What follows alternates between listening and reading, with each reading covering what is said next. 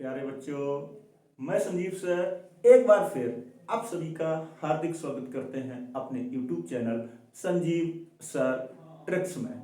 जैसा कि बेटा हम आपको मूल विधि पर कंटेंट उपलब्ध करा रहे हैं जो कि YouTube पर फ्री है।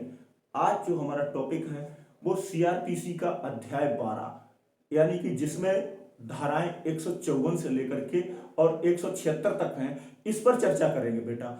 और ये हमारी वर्किंग स्टाइल यानी कि उत्तर प्रदेश पुलिस में उप निरीक्षक के पद पर जो वर्किंग का प्रोसीजर है यानी कि प्रथम सूचना रिपोर्ट यानी कि FIR से लेकर के और चार्जशीट तक यानी कि CS तक यानी कि अंतिम रिपोर्ट तक पूरा का पूरा प्रोसीजर धारावाहिक लगभग 1 या 2 वीडियो में क्लियर करेंगे। तो स्टार्ट करते हैं बेटा आज अध्याय 12 और शुरू करते हैं बेटा आज अध्याय 12 की। अध्याय 12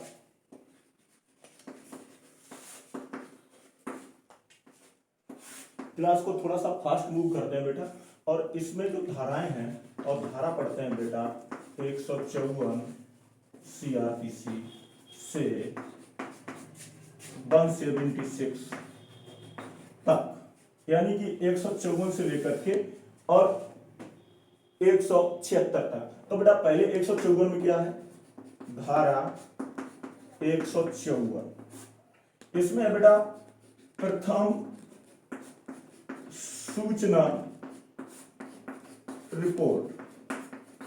और सबसे ज्यादा महत्वपूर्ण है बेटा, इसमें नंबर 2 पे लगाता हूं, धारा 173, इसको बोलते हैं पुलिस रिपोर्ट यानी कि अंतिम report. Police report, police report. इस पुलिस रिपोर्ट में 2 बातें हो सकती हैं, या तो बेटा आरोप पत्र हो सकता है या तो CS हो सकती है, CS या हो सकता है बेटा FR। इस CS का मतलब है चार्जशीट, चार्ज शीट, और इसको बोलते हैं FR यानी कि फाइनल रिपोर्ट। ये बात आपके माइंड में सेट हुई। CS का मतलब चार्जशीट और FR का मतलब है बेटा अंतिम रिपोर्ट। और जो फाइनली मैंने 176 लिखा है तो ये तीसरा पार्ट धारा 176 का है 176। इसमें है बेटा मृत्यु की मजिस्ट्रेट द्वारा जांच। संदिग्ध परिस्थितियों में, संदिग्ध परिस्थितियों में मृत्यु की मजिस्ट्रेट द्वारा जांच।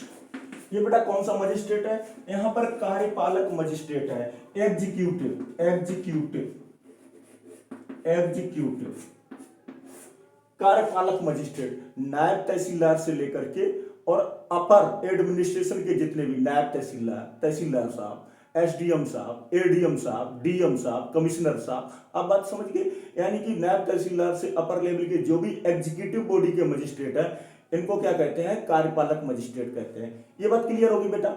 अब देखिए बेटा हमारे पास सबसे ज्यादा महत्वपूर्ण कौन सी धाराएं हैं, सबसे ज्यादा महत्वपूर्ण 154 से लेकर के 173 तक, जिसमें कि पूरी विवेचना का पार्ट है, इन्वेस्टिगेशन का पार्ट है।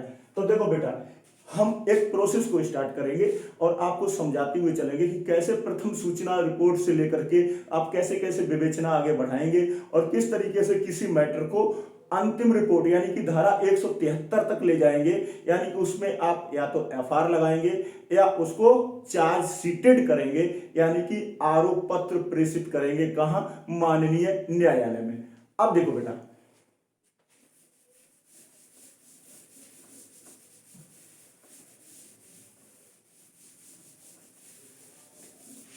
अब देखो बेटा प्रथम सूचना रिपोर्ट यानी कि प्रथम सूचना रिपोर्ट, FIR 154 में अभी मैंने पढ़ा अब कोई भी लेटर आपको मिलेगा कैसे, या तो वादी आपके पास आएगा, एप्लीकेटर आपके पास आएगा, थाने पर आएगा, मेरे पास आएगा, एक एप्लीकेशन मूव करेगा। बात समझ में आई। दूसरी बात, या तो किसी भी डाक द्वारा यानी कि किसी स्पीड पोस्ट के माध्यम से मुझे कोई लेटर मिलेगा, या कोई मेल आएगा, कोई मेल आएगा थाने की जो हमारी मेल आईडी है उस पर कोई मेल आएगा। तो सबसे पहले क्या क्या क्या आएगा बेटा, नंबर 1 वादी द्वारा, एप्लीकेटर, नंबर 2 कोई भी मैटर मिलेगा स्पीड पोस्ट से, नंबर 3 बेटा मेल। ये बात क्लियर हो गई। अब देखो बेटा, कोई और रिसोर्सेस भी हो सकते हैं। आपको प्रथम सूचना रिपोर्ट फोन द्वारा भी प्राप्त हो सकती है। अब वो प्रथम सूचना रिपोर्ट को मुझे डिवाइड करना है 2 पार्टों में, कि जो सूचना है, जो उसका कंटेंट है, जो उसमें मैटर लिखा हुआ है, वो संज्ञेय है या असंज्ञेय है। अगर संज्ञेय है तो डायरेक्ट पुलिस को पावर है इन्वेस्टिगेशन करने का, विवेचना करने का। अगर असंज्ञेय है तो फिर पुलिस को पावर नहीं है डायरेक्ट उसको विवेचना करने का। इसके लिए संबंधित न्यायालय के मजिस्ट्रेट महोदय से आदेश लेना पड़ेगा उस मैटर में विवेचना करने का। अब बेटा क्वेश्चन ये आता है कि साहब संज्ञेय कौन है और असंज्ञेय कौन है। बहुत बच्चे क्वेश्चन करते हैं, बोले जमानती कौन है और अजमानती कौन है। तो इसके लिए बेटा बोले सर ये लोअर कोर्ट द्वारा यानी कि निम्न न्यायालय द्वारा विचारणीय है या उच्च न्यायालय द्वारा।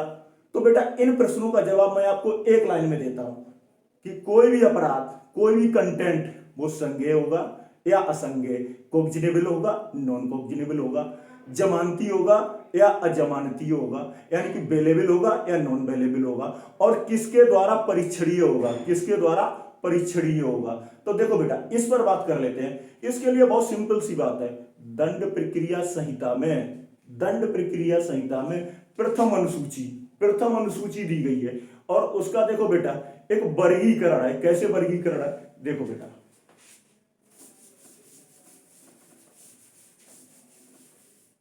प्रथम अनुसूची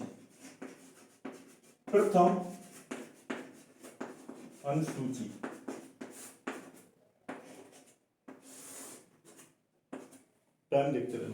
प्रथम अनुसूची की बात करते हैं बेटा। तो प्रथम अनुसूची में सबसे पहले क्या दे रखा, पहला कॉलम आईपीसी यानी कि अपराध यानी कि धारा, ये कॉलम खींच लिया बेटा।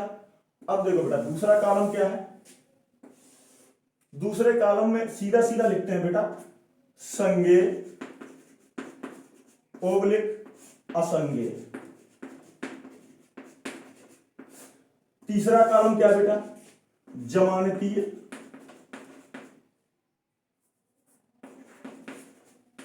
या अजमानतीय। अगला कॉलम बेटा सजा का। इसी में बेटा अगला कॉलम है कि परीक्षण। अब देखो बेटा परीक्षण में किस न्यायालय द्वारा, प्रथम वर्ग या सत्र न्यायालय द्वारा। ये बात क्लियर हो गई। तो साहब ये प्रथम अनुसूची है किसकी, सीआरपीसी की। और उसमें देखो बेटा जैसे फॉर एग्जांपल 302 मैं इसको भरता हूं, 302 मतलब हत्या के लिए दंड, साहब आपने क्राइम कर दिया और किसी का मर्डर कर दिया, तो ये अनुसूची कैसे भरेंगे, कैसा अपराध है साहब, हत्या है, 10 वर्ष से आजीवन कारावास तक, यानी कि संज्ञेय कोग्जिनेबल ऑफेंस है ये। अब देखो बेटा ये अब जमानती तो होगा नहीं, आपने किसी की हत्या कर दी तो इसको किस कैटेगरी में रखना है, अजमानती है। किस कैटेगरी में रखना है, अजमानती है। ये बेटा नॉन बेलेबल ऑफेंस हो गया साहब। इसमें सजा क्या है, आजीवन कारावास तक, मृत्यु दंड तक। बात क्लियर है।